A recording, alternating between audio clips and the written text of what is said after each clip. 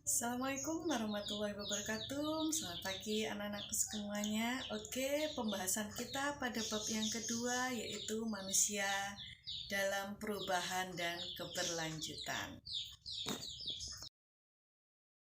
Oke, pada bab ini Bu Vina akan menjelaskan tentang pentingnya sebuah perubahan dan keberlanjutan sebagai rangkaian daripada manusia dalam ruang dan waktu pada bab yang pertama. Jadi bab yang pertama dan bab kedua itu saling berhubungan. Nah, manusia di sini seperti pada bab 1 merupakan aktor atau pelaku utama dalam peristiwa sejarah. Tapi kalau dalam perubahan di sini, perubahan merupakan dampak atau akibat yang ditimbulkan. Kalau keberlanjutan di sini yaitu proses perubahan yang terjadi terus-menerus dan saling berhubungan. Oke, kita bahas pada perubahan. Perubahan di sini adalah peristiwa atau kejadian yang membuat perbedaan, baik secara cepat maupun secara lambat. Contoh perubahan secara cepat bisa kita saksikan pada slide yang berikut di sini. Ini merupakan rangkaian gambar-gambar tentang perubahan cepat maupun perubahan lambat. Nah, pada slide ini di mana pada tanggal 6 dan 9 Agustus tahun 1945, Jepang telah dibom atom. Dua wilayah Jepang telah dibom atom oleh sekutu yaitu Nagasaki dan Hiroshima. Dua kota ini merupakan kota sentral administrasi di kota Jepang. Nah, dengan adanya pengoboman ini menyebabkan Jepang yang menduduki Indonesia itu menjadi kalang kabut. Nah, sehingga terjadinya vacuum of power atau kekosongan pemerintahan yang ada di Indonesia. Nah, adanya peristiwa tersebut, maka rakyat Indonesia melakukan gerak cepat untuk segera melakukan skema-skema atau skenario untuk proklamasi kemerdekaan Indonesia. Nah, di slide kedua di sini, Indonesia tidak pernah belajar. Ini merupakan contoh daripada perubahan secara lambat.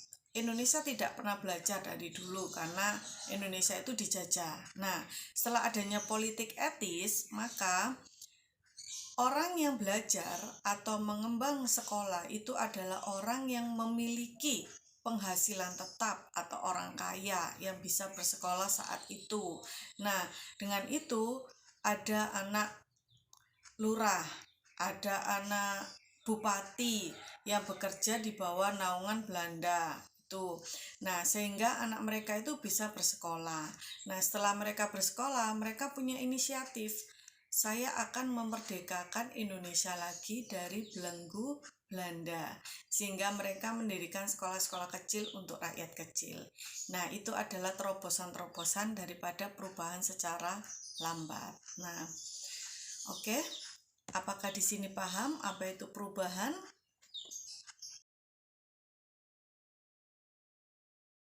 Sekarang Bu Vina akan bahas tentang keberlanjutan. Keberlanjutan di sini adalah suatu keadaan yang berlangsung dalam proses yang sangat amat lama. Contohnya, Indonesia merdeka itu selama 72 tahun. Antara tahun pertama sampai tahun 72 itu memiliki rentetan yang sangat panjang peristiwanya. 1. Indonesia berganti presiden kurang lebih 5 kali. Yang kedua, pada saat itu Indonesia tidak sebaik sekarang, maksudnya kotanya, dari segi pembangunannya, dari segi pendidikannya. Nah, itu semakin lama semakin baik. Itu merupakan keberlanjutan. Nah, terus yang ketiga, dari segi pakaian zaman dulu sama pakaian zaman sekarang itu berbeda. Kalau zaman dulu hanya menggunakan kebaya dan kain. Kalau zaman sekarang itu banyak modenya. Oke, nah itu merupakan keberlanjutan. Nah, inti daripada pembahasan kita hari ini yaitu antara manusia dalam proses perubahan dan keberlanjutan itu satu sama lain itu saling keterkaitan. Tidak ada manusia, tidak ada perubahan dan keberlanjutan karena manusia adalah tokoh utama daripada sejarah. Oke, demikian penjelasan dari Bu Vina. Kurang lebihnya semoga bermanfaat buat kalian. PR, pekerjaan rumah buat kalian, yaitu yang pertama, buatlah contoh tentang peristiwa perubahan dan keberlanjutan di buku kalian. Yang kedua, kalian buat review tentang materi yang Bu Vina jelaskan hari ini. Yang ketiga, kalian kerjakan LKS halaman 8 dan halaman 14. Minggu depan kita kumpulkan dan kita bahas. Oke, terima kasih. Wassalamualaikum warahmatullahi wabarakatuh.